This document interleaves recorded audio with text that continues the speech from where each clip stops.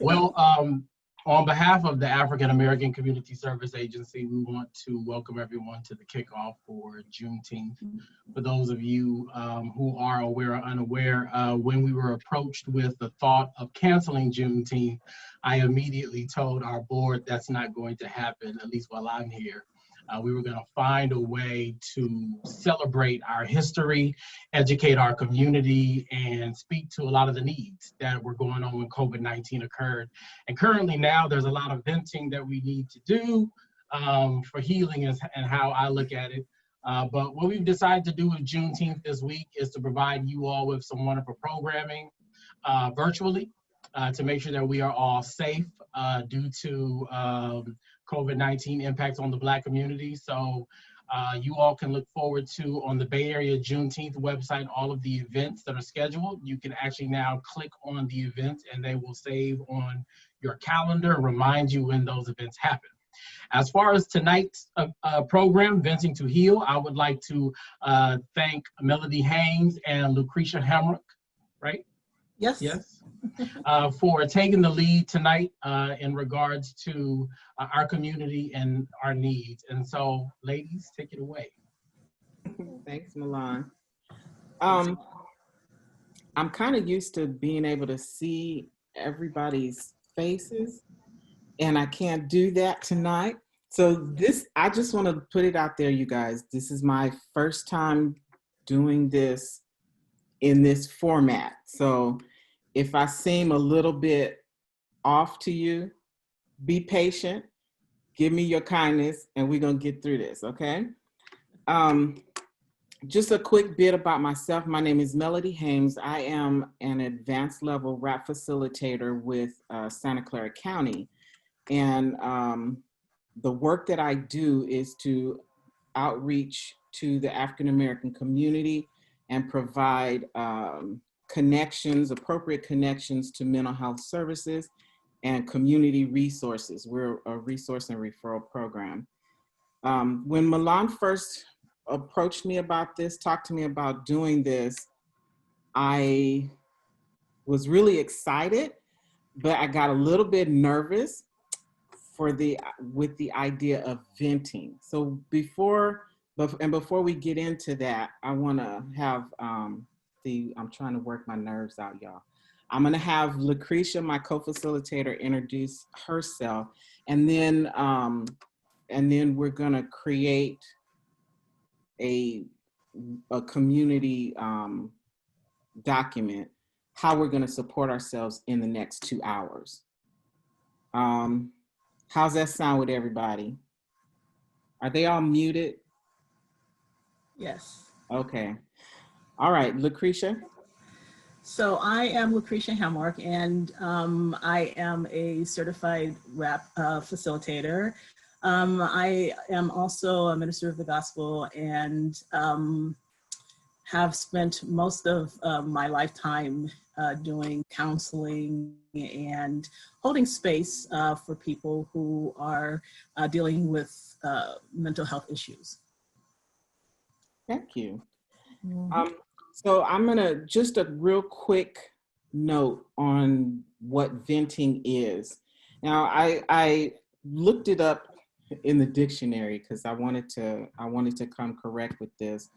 But venting, when you think about air and gas and other things that can build up pressure, and when you have a vent in place, it allows the release of that pressure so that it doesn't backfire into the system and create problems. And so venting, when we do that on an emotional level, works pretty much the same way, but there's some rules that need to be in place to properly vent. And some of those things are that you want to keep complaints to a minimum. When we're venting, we try not to vent with the person that we are upset with, because that can just keep all the negativity going. Some other other things that we want to look at when we're venting correctly is that we want to think before we speak, and we want to do it when we are calm. It doesn't help to try to vent when we're in the middle of our anger. And sometimes it can be helpful to write stuff down on paper first, and then being able to get the other person's perspective or the person that you're talking to, because usually when we vent, we're talking to someone that we trust. And so if we're doing that, then we're more open to hear a different perspective, which may provide a solution to our problem. So in this format, we all don't know each other that well. We haven't created that level of trust. So it's going to be kind of difficult to vent in a healthy fashion. My ultimate goal is to promote wellness, especially within our community. So I mentioned that I'm an advanced level RAP facilitator. So I would like to use RAP, which stands for Wellness Recovery Action Plan, as a way of allowing us to vent. Because what RAP is it helps you to create a plan for yourself so that you can maintain your own wellness. And I believe that community starts with the individual, and the individual is found within family, and family creates community. So when the individual is well, the chances, the opportunities for the family to be well increase, which then increases the chances for the community to be well as a whole. So as we go through this process, we're gonna look at different things. We have a lot left laid out for you. But we're gonna look at everything in those three lights, okay? So we're gonna look at things as the individual, we're gonna look at things as the family, and then also as a community, okay? I gotta tell you, this is really difficult for me because I can't see nobody's faces. And I'm really used to feeding off of people's faces. So I guess I gotta just keep going with the way it is. Lucretia, before we continue, did you have anything that you wanted to add to what I've said? Just that one of the things that I would like people to keep in mind is that you are the expert on yourself. Yes. So we are not here to tell you how to respond to situations. We are here merely to help to guide you in finding healthy ways for dealing with situations that come up. And in particular, as we are going forth dealing with the global pandemic, dealing with Black Lives Matter, all of these kinds of things are bringing up triggers within us. And so we are here to help you to figure out, like I said, healthy ways of doing things, of dealing with things. But ultimately, you are the expert on yourself. Yes. Only you can make the decisions on how to go forth and deal with situations. All right, cool. Thank you. So before we continue, are we able to get at least audio from people so we can hear comments? So, because I'd like to create a community document, the community support document. And what that does is that as we talk, as we're in conversation, it gives us guidelines, not on how to police one another, but on how we're going to take care of ourselves within the next 2 hours. So just for example, I'm going to support myself by drinking water from time to time because I'll be doing a lot of talking and my mouth gets dry. So I'd like to hear from other people for the next 2 hours. How are you going to support yourselves? Well, Mel, I'll go ahead and start. I am going to support myself by drinking water and every once in a while standing up because unfortunately I don't have an office chair in my home. So I need to stretch my legs a little bit. So if you see me all of a sudden disappear for a second or two, I'm taking care of myself by standing up and then sitting back down. Okay, thanks. And is there anybody else out there? I think before this started, I decided to support myself by being outside. I've been stuck inside all day, so I wanted to enjoy the sun and hopefully be able to see the sunset too as we're talking. Okay. And someone else? Is Mr. that King, I think Hi, you're on Robert, you're on mute. There you go. How's that? My name is Robert King, and I'm gonna drink some coffee to keep me awake during the meeting because I worked a 12-hour shift last night. Wow. So Thank you for being here. I'm glad to be here. Very nice. Hi, my name is Liza Walk Up. So thank you for this is great. So I'm gonna support myself by stretching and drinking water, and I agree with Robert, drinking coffee. I need that. Okay, thank you, Liza. Hello, my name is Janice Charles, and I'm supporting myself by drinking water and doing some walks. Thank you, Janice.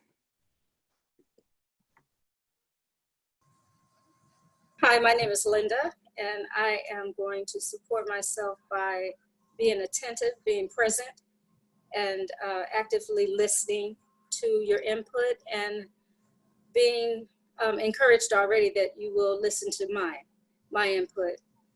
I will also stretch. I just got back from walking outside. It's beautiful outside. So yeah, just breathing deeply. Yes, I'm going to practice deep breathing and focus and be present. Thank you for hosting this. Thank you, Linda. Thank you, Linda. My name is Christina. I just logged off work so I could join this call. So I'm going to support myself by drinking a bowl of soup and having some water. Okay. And taking notes so I can see how we're healing. Okay. Thank you, Christina. Thank you.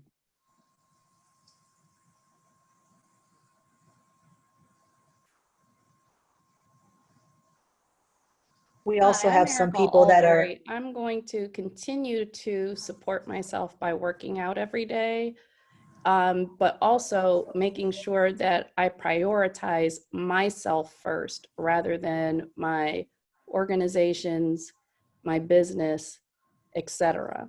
I'm learning to put me before anything else. And that's what I'm going to continue to do. Okay, I like that. Yes. Thank you. we also have some people who are communicating via chat. So Denise says yoga, and then a couple were just agreeing with you, Lucretia, about standing and taking breaks. Yes. Okay, so we got just a quick recap. I captured water, standing with a few check marks, being outside, drinking coffee with a few check marks, stretching, water with a bunch of check marks, being attentive, present, breathing. Linda, I couldn't capture everything you said because that was a lot, but I got some of it. Having soup, more water and notes, working out, prioritizing self, and yoga. Did anybody else want to add anything?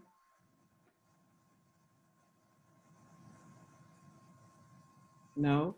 Okay, I kind of, okay, y'all, I'm still working out my nerves, okay? I went a little bit out of order. I wanted us to introduce ourselves before we created the document, because yeah. Anyway, I know I have you guys' grace.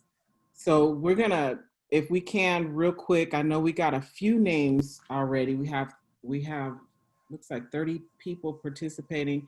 If you could just say your name and then in 1 or 2 words so that we can get through everybody, let us know what you hope to get out of this tonight, and maybe one accomplishment that you experienced within the last week.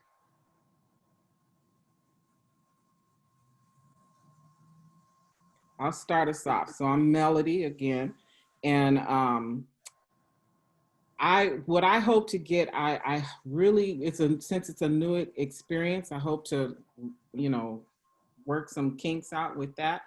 But I also hope to be able to make some new acquaintances and build some bridges. And then one accomplishment that I have in the past week, I was talking to a friend, well, I was talking to Lucretia last night about spending 30 minutes in my house cleaning something. And I actually did that today. So I'm feeling good about that. So that's my bit. Now anybody can check in. Miss Melody? Yes. I have I'm kind of working on the behind tech side. So did you mention you were on your laptop? Yes, I am. Okay. In the corner, can you see if there's a gallery view option of the screen? Should be upper corner. Oh, all the little buttons. There we go. Yes. Okay. Yes. Yay. Okay. So anybody can check in. Nobody wants to check in? Okay, I'll go. Again, my name is Lucretia, and let's see, what do I expect to receive out of the group? Some experience. One thing I didn't say at the beginning is that I'm a newbie at co-facilitating this, and so I'm very excited to be here and to be participating in this. So I'm, looking to get a little bit more experience in doing the co-facilitation. And also I'm looking forward to building relationships with people here. And my greatest achievement in the last week, I'm like Mel, I had some things that I needed to take care of. I actually wanted to do like a full-on purge. I have so much stuff and it's just time to get rid of stuff. And so I was very brutal and got rid of a lot of stuff. And so I'm just very pleased with myself. My space looks 100% better. It's a lot more open and I am thrilled. Yay. We have Ambro Shanks in the chat room. She says, my name is Ambro Shanks and I have accomplished working with organizations to offer grants to small micro businesses that did not qualify for PPP. Nice. Okay.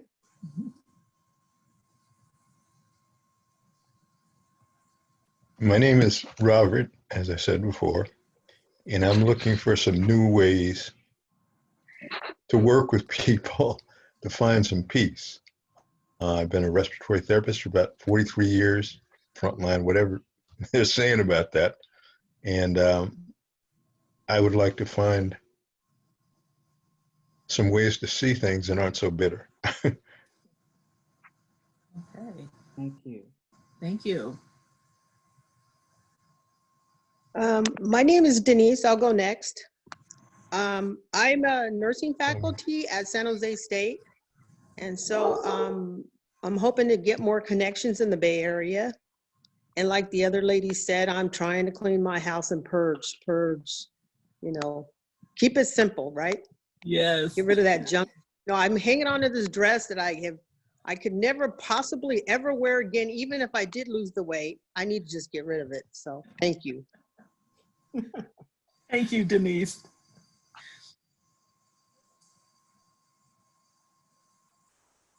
I'm Megan. I'm fairly new to the Bay Area, so what I hope to get out of this is just a sense of community. And biggest accomplishment within the last week, taking time to really just enjoy baking and cooking. So, yeah. Nice. Nice. Thank you, Megan.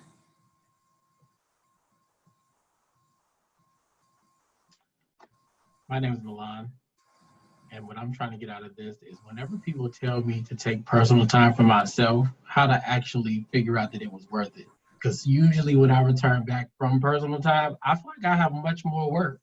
And what's the point? Just saying, I'm gonna be honest. All right. Thank you, Milan. Maybe somebody else feel the same way, but I just wanted to put it out there. This is being recorded, Milan, so you're going to have to stick to that.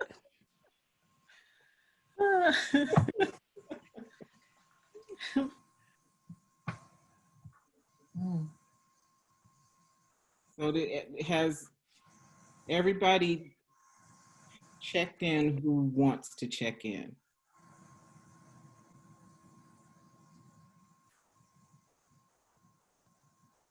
Okay. We have 2 more in the chat. Okay, cool. She states, what I hope to get out, learn from others, accomplish this week, completing my steps. And then we have another comment from Lisa Walkup. My name is Lisa Walkup. Sorry, won't be able to speak because of my kids are in the background. I'm looking on how I can provide the resources and serving our community, special African American. And then one more from Dana O'Neill. She says, hi, I'm Dana O'Neill and I'm looking to build relationships, letting go of unnecessary burdens. Okay, great.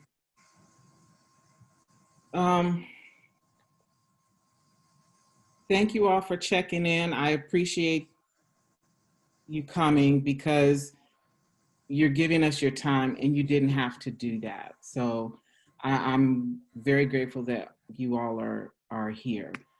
So I think at this point we're ready to move on. Are we able to put up the slides that I sent over or no? Yes. Okay.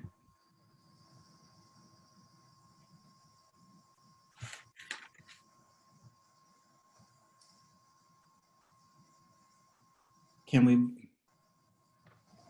get that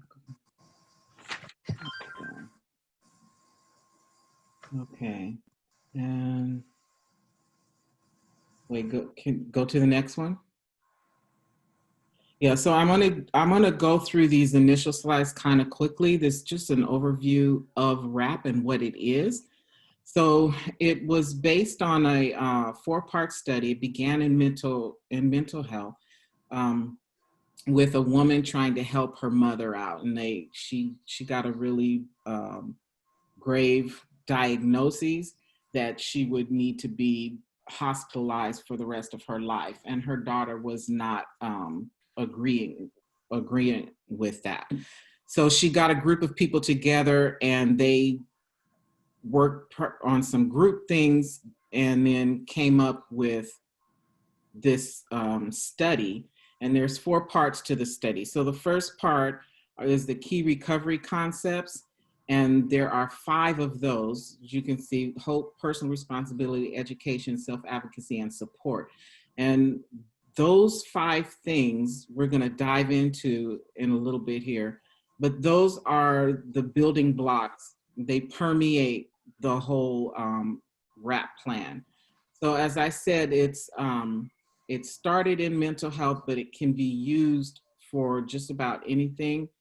But that's why you see on the bottom, it says other things that may need attention, getting good healthcare and medication management. Can I have the next slide, please?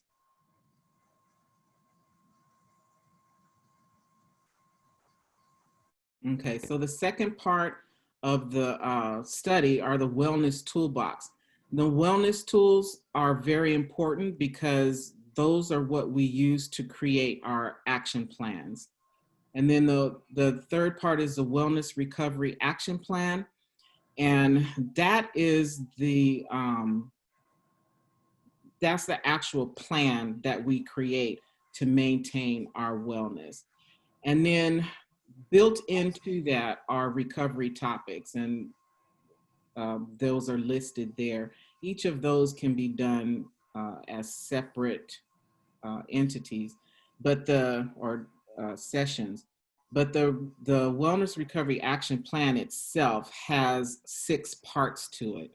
And so this is designed to be an 8 to 12 week support group. After we get through tonight, I will let you all decide whether or not you want to come back and continue in this creating the full plan tonight. I mean, for next week, we'll have a poll at the end of the session to determine that. Lucretia and I have committed to being here that entire time, if that's what you all choose to do. Can I have the next slide, please? So the first one with the key concepts, the first one is hope. Can we move to the next one? The next slide? Yeah, so there's much to hope for, so we can get well and stay well for long periods of time. Now, being faced with this community crisis, it hits us, I mean, you know, every few months, it seems like there's a new chapter in the same story, right? So what do we do? How do we handle that when we're constantly being bombarded with it? One of the things that we need to do is hold on to those key concepts. And the first one is hope. So one of the things that, that gives me hope is, well, actually, it's just like, it's conversations. I had a conversation with a woman a few months ago, and y'all know the saying that says, you can kill 2 birds with 1 stone. She said that, well, she said something and I replied with that. And she said, oh no, don't kill him, don't kill me, you know, and she's a different culture. So that saying was a little off-putting for her. But it made me think about what I was actually saying. And so when I thought about it, I said, yeah, I don't have to say I can kill 2 birds with 1 stone. So I changed it up and I said, I can support 2 birds with 1 tree. Meaning that I'm the tree, but I have different branches. There's different aspects of me, and I can support more than one type of ideal of philosophy or whatever. But reframing that in that way gave me a sense of hope. So I want to open it up to the floor. What gives you hope? What is hope for you?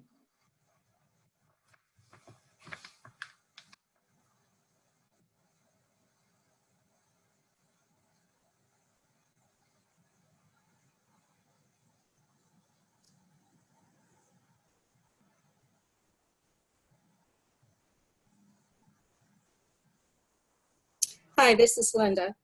What gives me hope is this kind of thing, opening up a platform for people to express, for people to learn. I need to learn, I need to see community, I need to look at y'all and focus on, and be redirected in my thinking, to focus on things that are going well, things that are going right.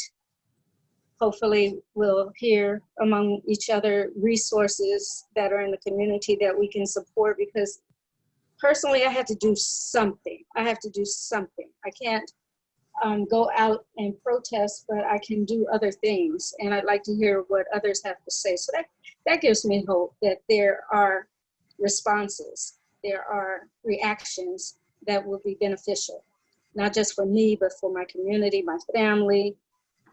Give me something to lift my head up with. And so this, hearing each other and hearing each other's examples. And looking forward to hearing each other's examples gives me hope. Okay, thank you, Linda. So I'm going to try and write down responses. So if you can, it's okay if you explain it, but if you can give me like a one word or a short phrase to capture what you're trying to say, then I'll write that down, okay? So let's hear from somebody else. What is it that gives you hope? Well, I would like to say that the youth gives me hope. Looking at the young people today taking lead and really organizing gives me hope. So many times we hear that that the young people are going in the wrong direction, but no, I'm seeing them going in the right direction. So the youth gives me hope. Okay. Nice. Hi, my name is Samantha. I'm from San Jose, California. I wanted to say that I've been learning a lot about intergenerational trauma. So recognizing that not only trauma can be passed down, but healing and medicine can be passed down as well. Yes. So what is it that gives you hope? The idea that healing and medicine can be passed down? Yes. Okay. Thank you.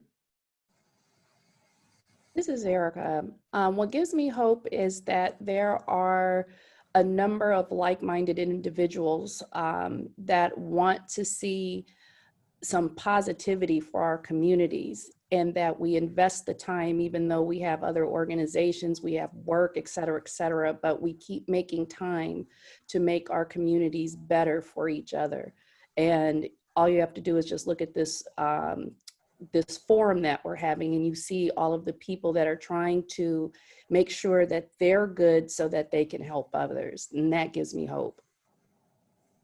Okay, so was it making sure that I'm good? Because I want to. Meaning, we're trying to make sure that we are good in terms of our own mental health, our capacity, so we can continue to give and serve others. That's what I mean by making sure we're good. So this gives us the opportunity to learn tools so that we can manage issues within ourselves, so that we can continue to go out and serve others. Okay, let's just let's make that more personal though. Because when we say we're including everybody in that. And sometimes that can take a little bit of responsibility off of ourselves because other people are going to be part of that. For so me, personally, yes. How is it? What is hope for me? This gives me the opportunity to learn additional tools so that I can continue to serve. Okay, the opportunity to learn additional tools so you can continue to serve. Correct. Okay, great. Thanks, Erica.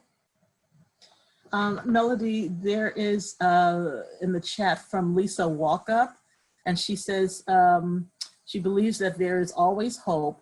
Having a positive attitude is so important. Okay. So positive attitude. Okay, anybody else? Yeah, my name is Robert again. My hope, or I have a hope, that we can have more education around healthcare to keep people out of the hospital. It's something that I've worked on, I've written papers about, so I think I need to move that forward as much as I can after this COVID crisis and people can get together. But to me, keeping Black people out of the hospital is more important than finding we have to go to the hospital. So I'd feel really good about being able to slow that down and stop the percentage of that happening. Okay. So more education and healthcare to keep people out of the hospital.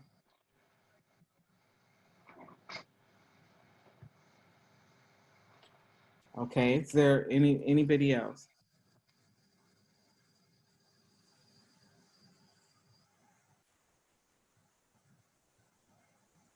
Well, Mel, for me,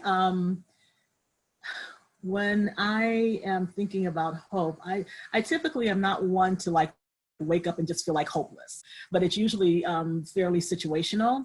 And so what I find is that when I am feeling hopeless about a situation, I go to the Word, I go to the Bible.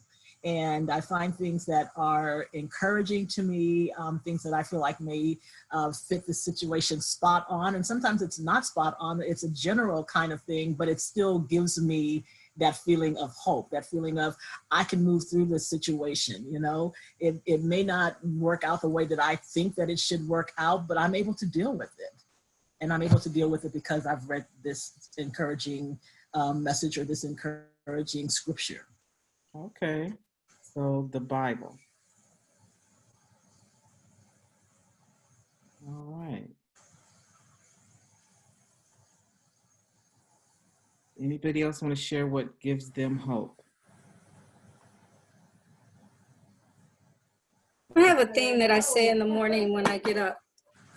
And the morning comes, or and the morning came.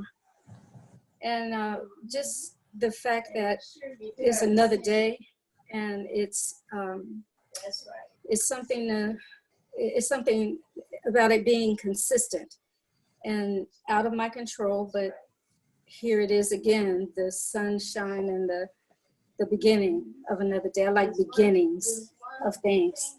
So yeah, mornings, nature gives me hope. Looking at how flowers are blossoming when I take my walks, that gives me hope. Okay. So new beginnings and nature, the fact that it's another new day and that it's consistent, even though it may be out of your control, it's still a new beginning. Yes. Thank you, Linda.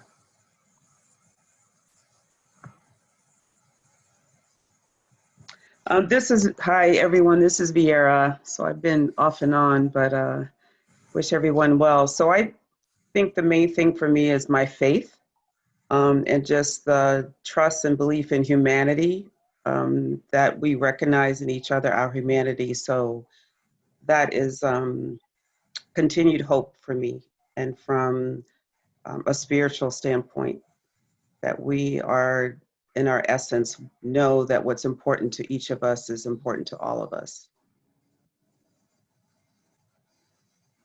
Okay. Hi, Vera. So I have faith. Was there something else you wanted me to write down along with that? That's probably enough. I think just the trust and belief in humanity. Okay. Trust and belief in humanity. I also like what you said that, I believe you were saying that we recognize in one another what's important to each of us. Yes, that's right. We all want the same thing. Sometimes it's said that way, but what's important to all of us is important to each of us. So recognizing that in each other. Thank you, Vera.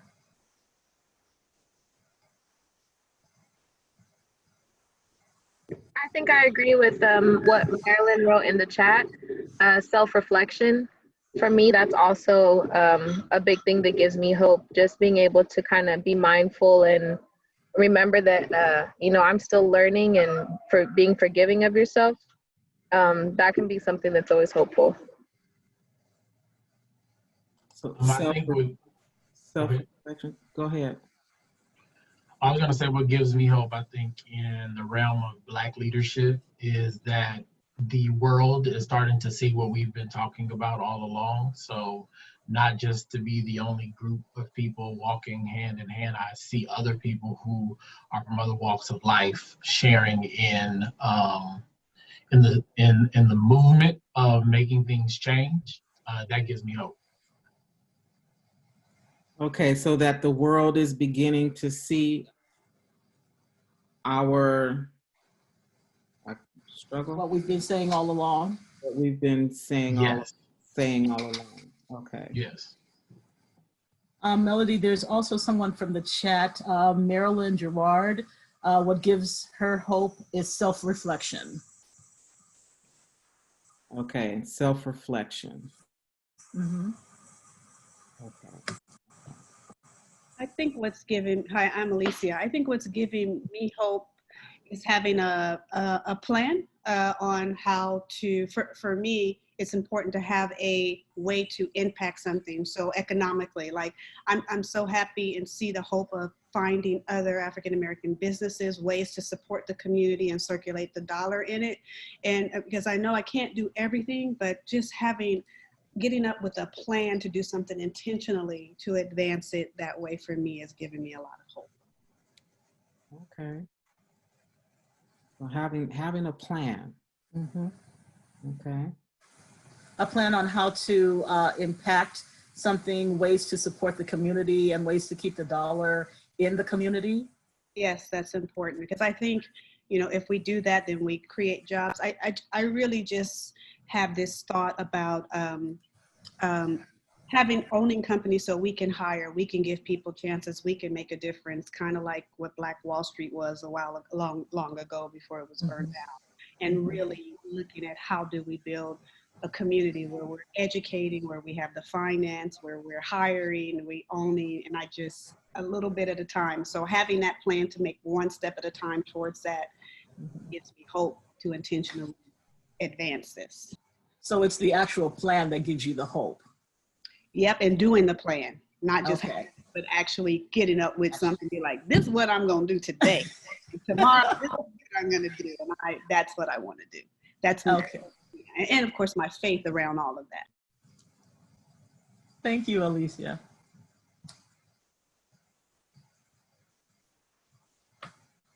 Okay, so just to recap, we have, let's see, what did I put down here? Can't read my own handwriting here. Opening up a platform, having the space to come together and do something like this. Youth, healing and medicine can be passed down, just knowing that those things can be passed down. We don't have to pass down just the negative stuff. The opportunity to learn new tools.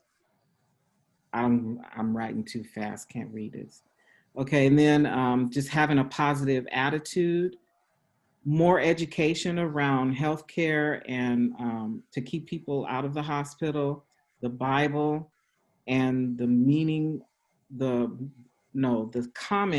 statement, and the morning came along with nature. Faith, trust and belief in community, self-reflection, that the world is beginning to see what we've been saying all along, saying, having a plan and doing the plan, whether that's, inclusive of finances and taking care of ourselves and taking care of community and whatever else needs to happen, but having a plan to make sure all of those things do happen and then actually carrying it out brings us hope. So we can see that we have a lot of different things that bring hope, that mean hope to different people. That's some of what we said kind of went beyond us as individuals. And that's okay, but we wanna, because we wanna remember I talked about us looking at hope from our own individual perspective, with the family, and then with community. So as a family, if you think about your own household, your family, what is it that you think provides hope for your family? So I know in my own hope, my own family, one of the things that gives us hope is our ability to communicate with one another.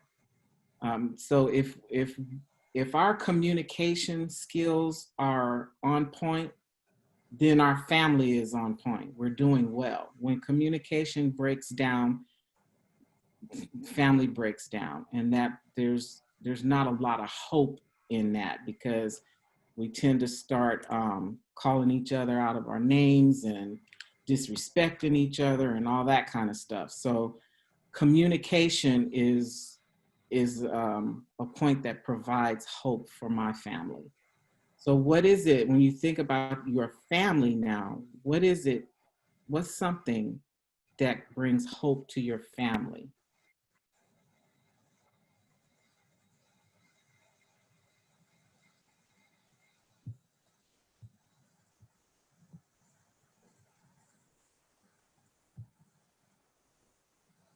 And I'm okay with a little bit of silence, because we may not have thought about this in this way before. And it's new thoughts. And so I know it's going to take a minute to think on that, because we haven't thought about our families in that way. We just move, we just go, right? Where a lot of times, a lot of us are just surviving. So we want to move beyond survival mode. So just think about some of the happier moments that have taken place within your family, and how those moments may have brought hope to your family. And if you're willing to share, let's hear from you. One of the things that's always given me hope from the time I was young to now is hugs in my family, because there's always that joy, smile when you're hugging each other. That's something we've always done, and I think it gives us hope together. Nice. I think in my family, health gives us hope. A lot of the times we feel more connected, when we're healthy, when we're around each other, constantly communicating. But in order to do that, we would have to be healthy. So I would definitely highlight healthy to be one of the things that gives us hope in my family. Okay, thank you. Healthy. Well, we do a weekly check-in in my family through Zoom, and just to see each other and talk and laugh. And since we can't touch each other, hug each other, to your point, Robert, I really, really miss that.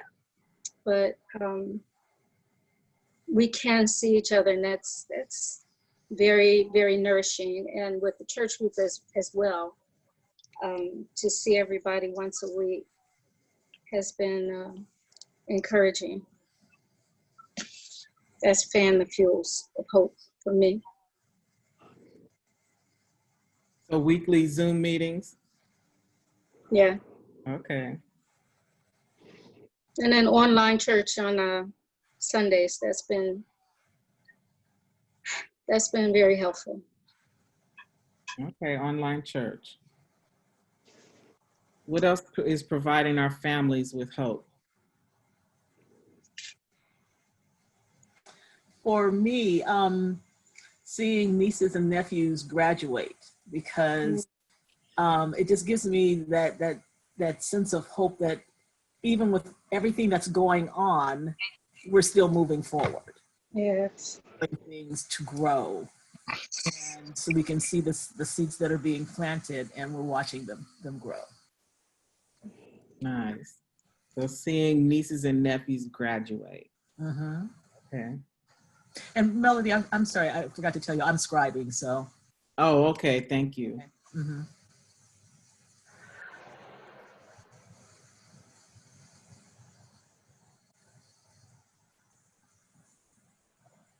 I would say children, because they don't always see what we see as adults, and they think everything is okay. even though the world might not be working properly. And so children give me hope, because the innocent eye of a child is everything is fine.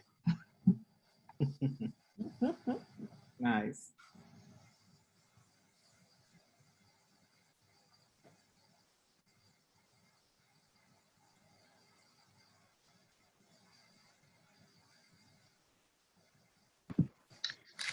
I would say what gives my family hope would be the opportunities that are available now that may not have been available during different generations within my family, like education and working and things like that, where we're set up better now, or we have tools to be able to be set up better and opportunities to be able to be accessible to those tools. So that's something that has been very beneficial within my family. Thank you. Mel, in the chat from, and I hope I'm saying this correctly, it's Liza Walk Up. What gives me hope that God gives me life every day so I can serve and help family, friends, and community. Okay, nice.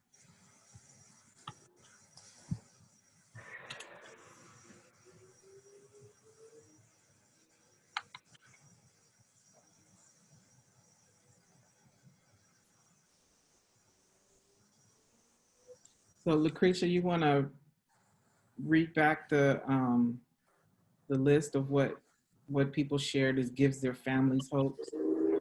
Okay, what gives their family hope? Hugs, health. We feel more connected when we're healthy. Weekly check-ins, seeing each other via Zoom and online church. Seeing nieces and nephews graduate. Children and their innocence. Opportunities that are available now that weren't available to our family before. God gives me life every day so I can serve family, friends, and community.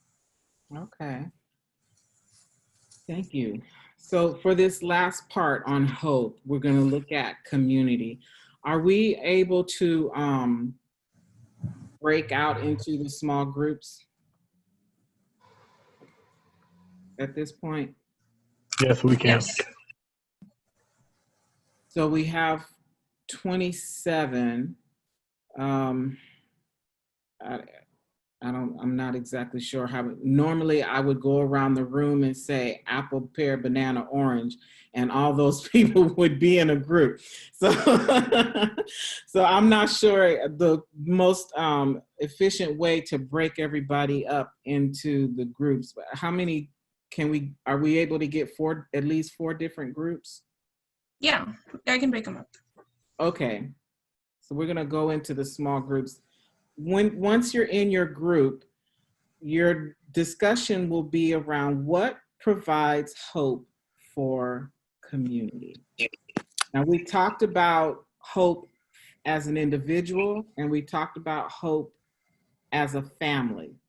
So now we're going to think about those two. We're going to build on that and say what provides hope as a community. And for me, a lot of what was said for the family is important in community. But one of the things that really provides hope for me is when I walk down the street and I see somebody that looks like me that I don't know, and they speak to me and say hello or hi. That gives me hope within the community. Because that doesn't happen all the time, unfortunately.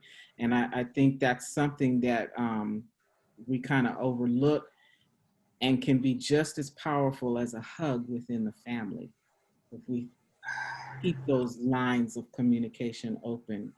So let's get in the small groups and talk about what can provide hope within our community. And Mel, before we go into the small groups, I just wanted to also say that when you're in your small groups, if you could choose someone to actually write down what your answers are, so that when you come back to our full community, that you can report back. Yes, thank you, Lucretia. And then Miss Melody, are we going to give participants like about 10 minutes or so? Yes. Okay, sounds good. Okay. I'll start from my group, if that's okay. Okay. Great. Sure. So my group, what provides hope for the community, and my group came up with building on each other's strengths, the past, the ancestors, our ancestors, building or continuing to build on relationships, supporting each other, seeing other races coming together and fighting for the same cause, and seeing how young people are moving forward for change. That's it. Thank you. Did I miss anything, Melody? I don't think so. That's it. Okay. Great job. Okay, can we hear from another group? Hi, my name is Keisha Browder, and we were group 4, and our theme around hope for the community was around community voice, and how in this moment, it's organic leadership. There's not one identified leader for the work that's being done, and yet this current movement has moved across all 50 states and 18 countries, making it the world's largest civil rights movement. And we can't point to not one person, as we have in the past with Dr. King, Malcolm X. We can't identify one particular leader in this. So it's that organic leadership, the different voices that brings us hope. We also talked about how the other communities, other races and ethnicities and backgrounds are joining in, and COVID and where we are today was almost like this perfect storm for change to happen, because you were at home. So there was no turning to something else to occupy your time. This was in your face. So that organic leadership, community voice, and leaders, known leaders stepping back and having communities step forward to have their voices heard. That's what brings us hope for our community. Nice. That's very nice. Yes. It gave me goosebumps. This is Christina. So we had a few things that came out of our group. One was the fact that people are joining us across the globe in the struggle. Not only has it been all 50 states, but it's been over 25 countries, even like New Zealand, are joining us in their own way, in their own, you know, in the struggle and in the protest about what's going on here. Also, the fact that people are joining us who previously were not there. There's people from other cultures and even our own, because as one of our members said, you know, all skin folk ain't kinfolk. And so even some of those are joining in and saying, oh, I see, okay. So that's also good. Another point is that in the book, I'll put it in the chat, called I'm Still Here by Austin Channing Brown. She quotes Ta-Nehisi Coates when he's talking about the fact that, you know, slavery went on for what, 300 years? And when people were fighting against slavery, their kids weren't free. Their grandkids weren't free. In a lot of cases, their great grandkids weren't free, right? Mm-hmm. And they were fighting in the shadow of hope, knowing that what they were fighting for wouldn't be there. Understanding that where we are now, that hope has been realized on some level, even as bad as it is, it's still, that gives us hope as well, as a community and as a people. And then the last thing is that there is so much joy, regardless of what we go through as a people. We always have this joy that always rises up and causes us to be more resilient and more brilliant than, I'm not gonna say than anybody else, but hey, you know. So that joy is something else that gives us hope. Did I capture everything? I'm asking my team. Yes, you did. Thank you. Okay.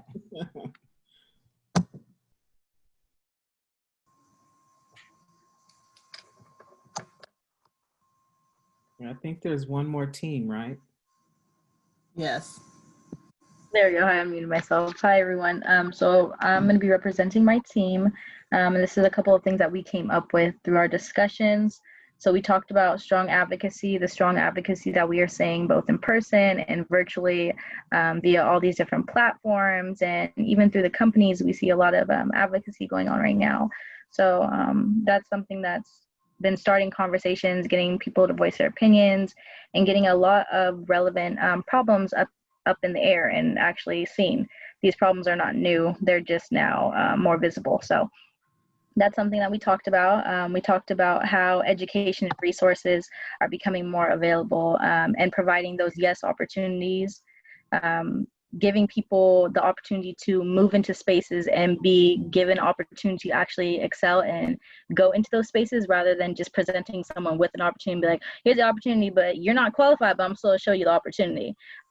So it's giving them those opportunities to actually indulge and get more integrated into all these resources and all these areas that they may not have had accessibility to before. And the strength in numbers, the persistence in action, and overall just everyone coming together. I heard a lot of people say a lot of great things, and I think we all touched upon things collectively that were all basically the same. Like, we're all saying the same thing. It's all about unification. It's all about taking a stance, coming together, and fighting for a larger purpose than one identity. You know, we're fighting for the greater good of a group of individuals, of mankind. You know, specifically, we see what's going on with our people, but this is something that we need to progress before it goes on and attacks another race or gets to a further area. So those are the things that my group came up with so far. All right, thank you. Thank you. Wow, so it sounds like some really great discussions in the breakout room. I wish I could walk around and listen in. Okay, I'm adjusting. So, Lucretia, do you want to continue with personal responsibility, or? Okay. So the next key concept is personal responsibility. And when we talk about taking personal responsibility, it doesn't mean that we are holding on to blame or shame or guilt or self-criticism. It means that we are looking at how we can be accountable for our choices. And more importantly, it helps us to see what actions that we need to take if we want to make different choices as we move forward. As I said in the beginning of this, you are the expert on yourself. That's one of the things, one of the key phrases that I love about rap is that it tells you that you are the expert. There is no one else outside of you that is an expert on you. So keeping that in mind, you have to retake, sometimes we kind of give our personal power away, we give our personal responsibilities away. You have to retake the responsibility for your life that you've given up. You need to know what it is that you want and what it is that you need. It is up to us individually to take personal responsibility for our own wellness and for our own life. No one else can do it for us. I want to emphasize that it's not about blame. It's not about shame. It's not about guilt. It's not about self-criticism. We're coming from a more positive outlook that we have the power within ourselves to take control of our lives, to take control and make our own decisions so that we can move forward in a way that honors ourselves. That's what is so excellent about this. So I'm going to take an opportunity to share a personal story about responsibility. You'll see me kind of looking at notes because I get a little nervous and then I start taking rabbit trails. So let me just look at my notes and make sure I stay on point. So I had a new boss, and this boss had some dramatically different ideas on how that they wanted things done. And so every time she would approach me about how she wanted things done, I would just go into this stress mode, you know, oh my God, I'm not doing things right, you know, oh my God, she must think I'm an idiot, you know, just all kinds of self defeating negative thoughts about whenever she would come to talk to me. I would feel like I couldn't do anything right. I could feel my heart rate rising. I felt like, with all the stress, I've taken classes, I've heard about how stress is not good for you. So I'm like, oh my God, I'm stressed out and I got all this stress poison going through my system. I mean, I took it there, just completely just crazy. And what I had to do was I had to take responsibility for the response that I was having to her coming to me and asking me to do things differently. The first thing I had to say to myself is different does not mean that I'm wrong in what I'm doing. It's just different. It's okay that it's different.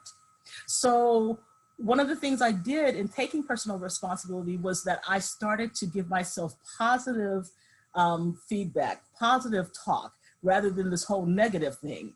And I would say to myself, whenever she would send an email or come by the desk and say, I want to talk to you about this particular thing, to say to myself, you don't have to stress out about it. It's all good. Take a couple of deep breaths, because when you do want to go in there, you want to go with the attitude of having solutions, generating new ideas, and not that you're wrong, that you're doing something wrong.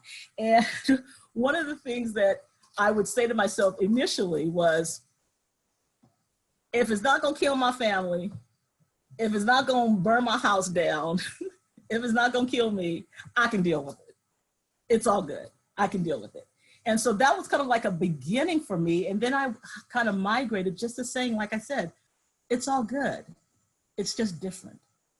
So I took the responsibility for making myself be better. I stopped saying that she was stressing me out, because in actuality, she was not stressing me out. I was stressing me out. And I had to take responsibility for that, turn it around, reframe it, and bring it to a more positive side. So I would love to hear from other people about but first and foremost, what does personal responsibility mean to you? What does personal responsibility mean to you? For me, personal responsibility is no excuses, because I was the excuse queen. I had one for everything, and it was always somebody else's fault, or So for me to take personal responsibility, I have to let go of the excuses. There are no more. Just do it. Thank you, Mel.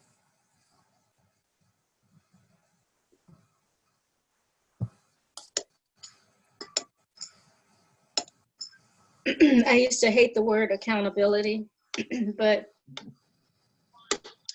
I've learned that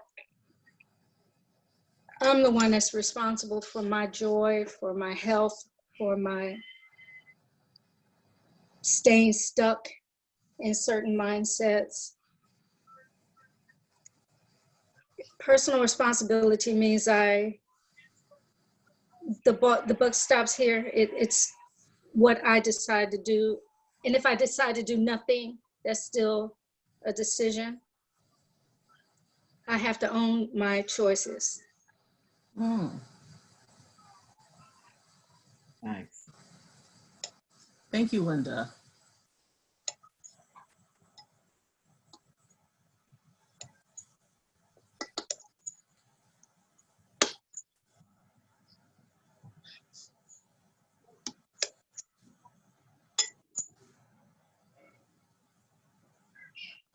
What does personal responsibility mean to me?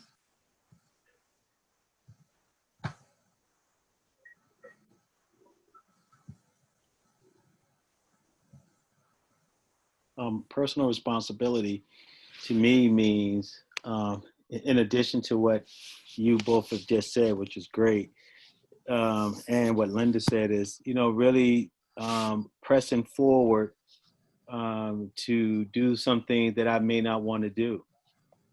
As a father, I'm responsible for my family. So I have to take responsibility to get up and go to work, even if I don't feel like it.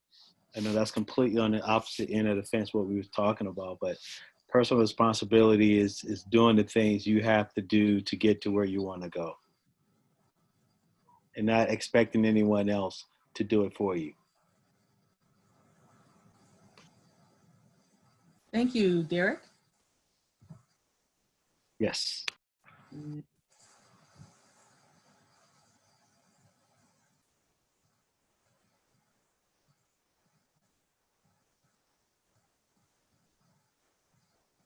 Do I raise my hand or what? You can just chime in. Okay. I'm thinking that personal responsibility is showing up. You know, with the different groups that have come out, first it was the Black people that felt they were the only ones that could voice the expression of the George Floyd, you know, thing. But and it was a tragedy. But the white people had to come out and take personal responsibility as well. So, and some people, you know, we may have felt that they don't need us to say anything, or it's not for us. We shouldn't say it, or we should be silent. But I think that this whole COVID and everything that's going on has given us all a new perspective or a new lens on which to look at the situation and see how you could have had a voice, or see how you could say something or speak up,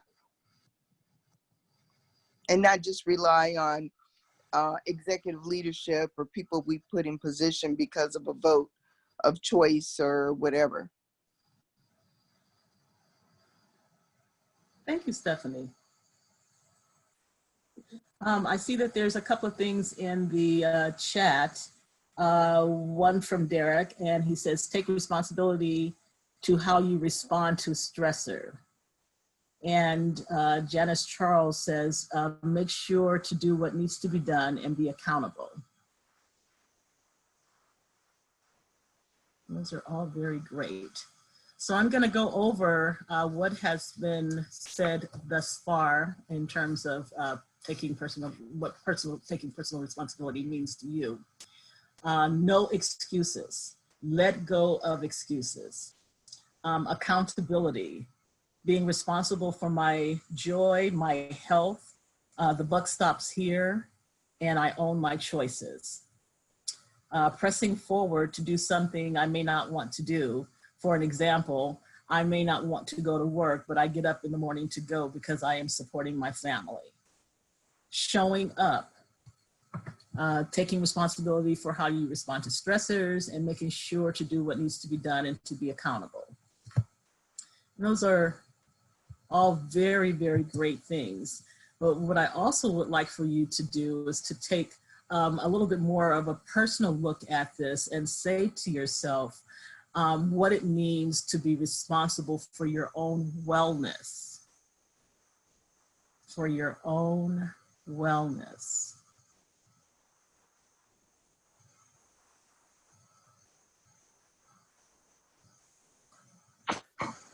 May I say something? Yes. During this time, we have to admit that this is also a time where there's the survival of the fittest.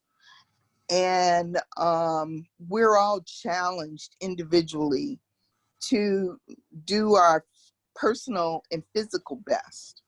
So if that means that, you know, we've been a little bit lazy about taking those walks every day, or getting on a treadmill, or whatever it is that we needed to physically perform, then now we're having to step up, because these are the, you know, we don't know what the future is, but we know we have to be healthy in order to go into that future. And we have to have all parts of our body fully working. So, you know, we're challenged individually to do better than we've done before, and not take excuses, you know, for why we can't. I love what you're saying, Stephanie, but what I would love even more is for you to make it personal, to not talk about just a we thing, but a Stephanie thing. Okay, a Stephanie thing is that I have been challenged to get out and come close to the 10,000 steps every day. And when I only can say that I did 30,000 in a week, I feel bad. I feel real bad. Because I know that's not my best.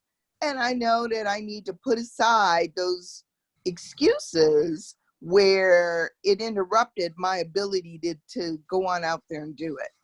And it probably is the thing that will impede my success for somewhere in the future.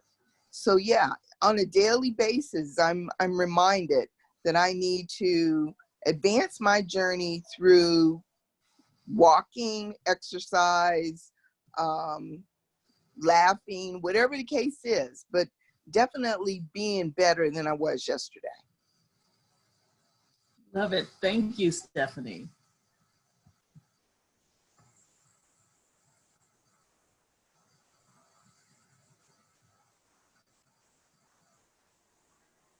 Well, this is Keisha. I am getting better at unapologetically saying no.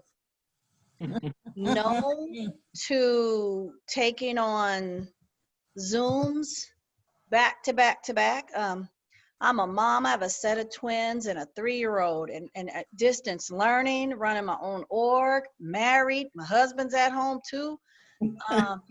I had to, I moved my kids up. They're all going to college now. I know it was 2nd grade, but who cares?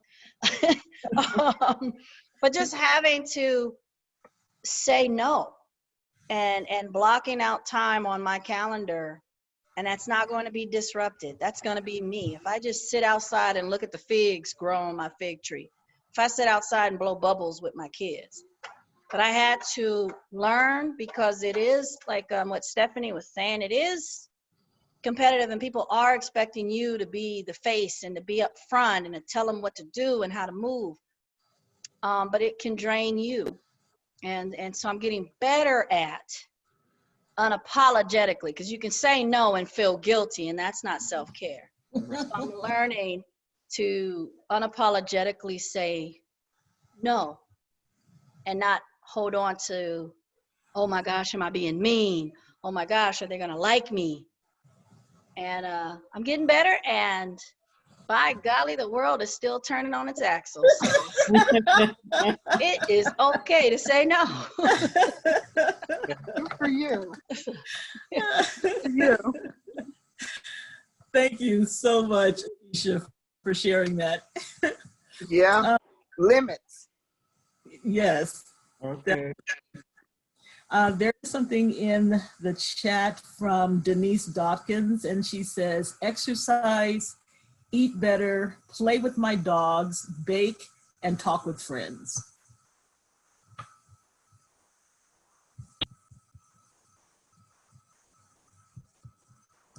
Is there anybody else that would like to contribute to this conversation? We'd love to hear from you.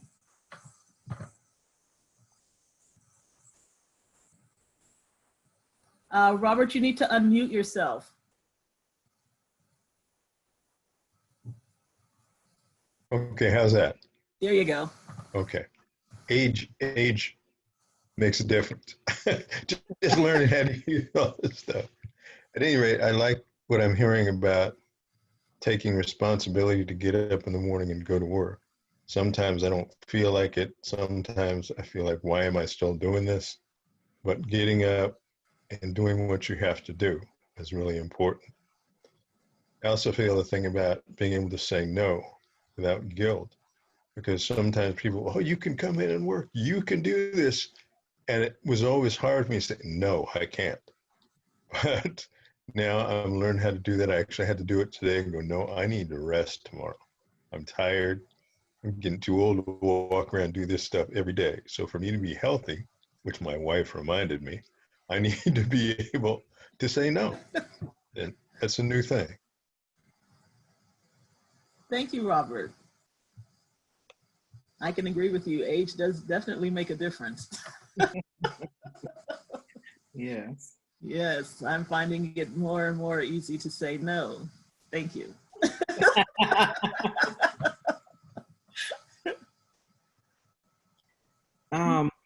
Lucretia, we have a little less than 20 minutes left. Can we take the next 10 minutes to go back in small group and talk about personal responsibility on the family and community level? And then while we're in the group, I want you to think about, when you think about personal responsibility and what that looks like in your family, how do you take personal responsibility within the family, and then also in community? What is our personal responsibility in the community? What is our role? What do we need to do? How do we show that? What does that look like? So let's go back to our small groups. We can talk about that family, taking personal responsibility within our families and then within community. And then we'll come back and then we'll do some debriefing. Because hey, don't forget to unmute yourself.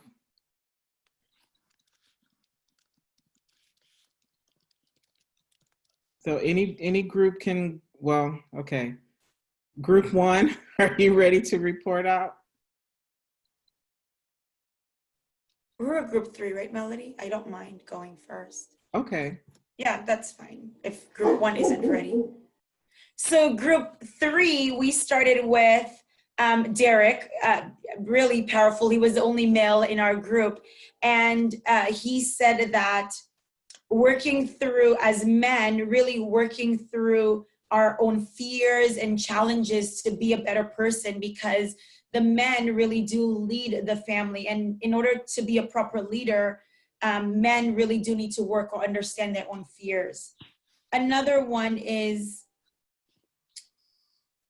person said is to use her own voice and not be fearless, and not be worried about the consequences of using her own voice. Another person also mentioned is it's a responsibility to be more involved in the African American community, and their responsibility is to be a nurturer. And that's what we ended up with. Did I miss anything, Melody? No, that was great. Okay. We have like 5 minutes left. If we can get a quick recap from the other 3 groups. Group 4 once again, and we had Lisa, our new addie. So thank you, Lisa, for joining us. And our overall theme for how we take personal responsibility for our families and communities is to make sure that we're checking in on each other.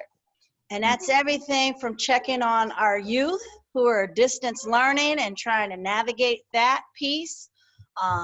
For those youth who English isn't their first language, they're at home with these computers and may not have the support if their family also don't speak English as their primary language. So calling in and checking on our youth, calling in and checking on our college students. This has disrupted not only our lives as adults, but we got to think about our young people.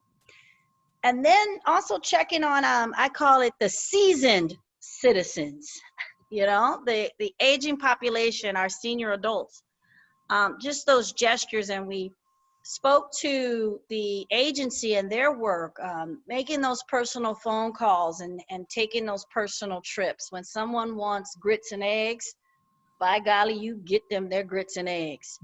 and that gesture, that you listened and checked on folks, that's what we have to continue to do as a community.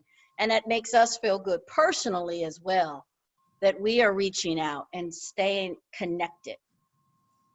That's what we came up with. Okay, great.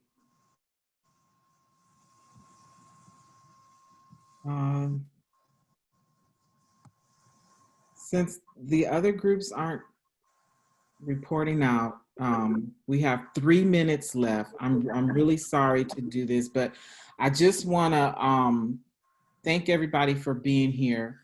But if you could tell me in one word, what this experience was like for you. And then if you're would like to continue the discussion next week. So for me, this this was an achievement for me. Yeah, thank you all. So what was it like for you? One word. Joyful. Great, joyful. Empowering. Empowering. Heartfelt. Heartfelt.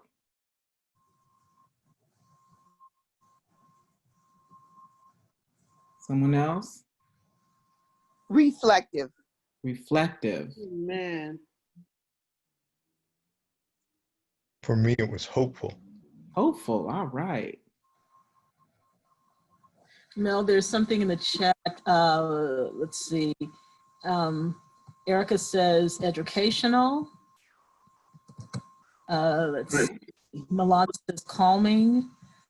Ambrose says enlightening. Liza says supportive. Christina says community. Okay, cool. So, like I said in the beginning, Lucretia and I have committed to giving you all the complete plan if you're interested in it. We have not even gotten to, we haven't completed the key concepts. We haven't even gotten to the heart of the actual plan. But we will be here if you all want to be here. So shoot Milan an email and let him know. Complete the survey that's being posted there. And hopefully we will see you next Monday. Oh, we got 1 minute. Lucretia, do you want to do your breathing technique? Oh, yes. So before we go, let me say this. When we leave this forum, I want you guys to take care of yourselves.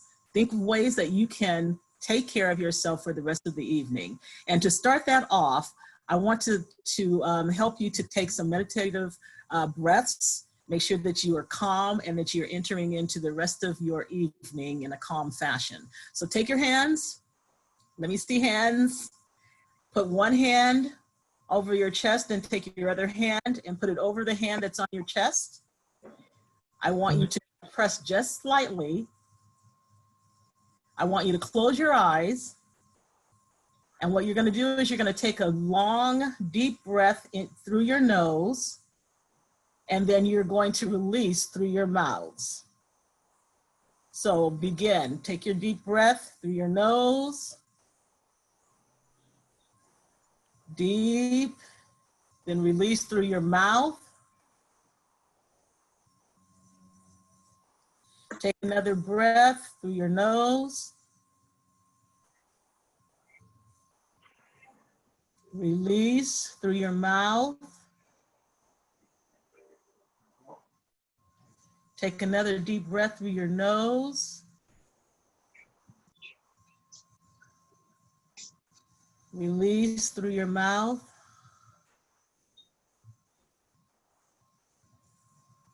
And on this last intake, when you release, I want you to actually make a sound like, okay? And since you're all muted, you don't have to be embarrassed about making the sound. So take that last deep breath through your nose. Release with a sound. Go in peace. Thank you, everybody.